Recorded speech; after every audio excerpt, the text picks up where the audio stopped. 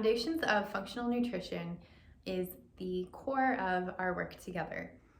The gut is such an important part of our entire being because it's where we're able to connect with the external world and get what we can't make inside of ourselves and then absorb it and assimilate it into our exercise, our sleeping, our ability to rest and be resilient to stressful situations. So this is the really important beginning and foundation of our work. And now we're going to go into what is functional nutrition and what are the foundations of functional nutrition.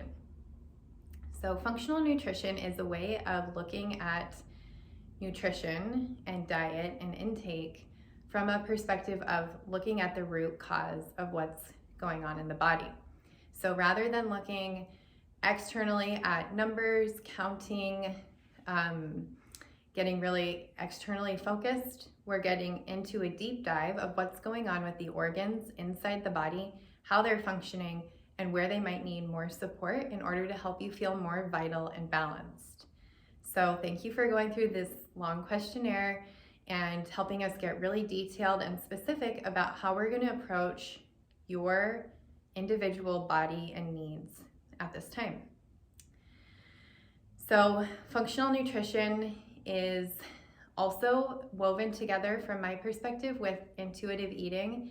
And as we get clearer and clearer in our digestion, we're also able to sense into what foods cause certain symptoms and what foods help us feel really awesome, so that we're listening to our body and we're in this really healthy relationship of what do I want, what is maybe the body craving, but we know maybe that's not a healthy craving that's coming up, and what are some other ways that we can meet those needs that the body is asking for.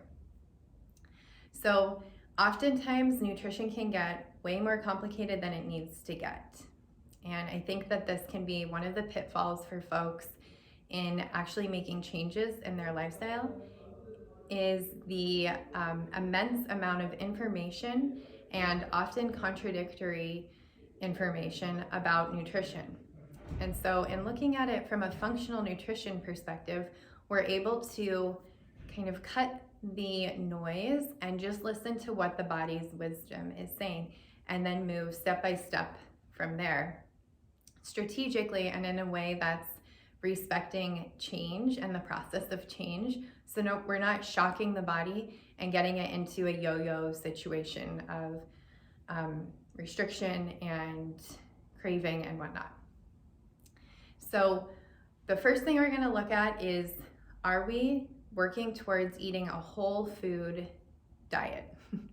This is so simple, and yet it's gotten very confused in our modern society. One, because we're really busy and we're looking for convenience, and two, because there's a lot of ideologies about focusing on the external, the numbers, the macros and whatnot, rather than looking at what is this like root nutrition that we're bringing into the body. So we definitely want to, in general, start working towards filling the body full of these vital foods that are whole. So as close to the way that they were grown in or on the earth as possible.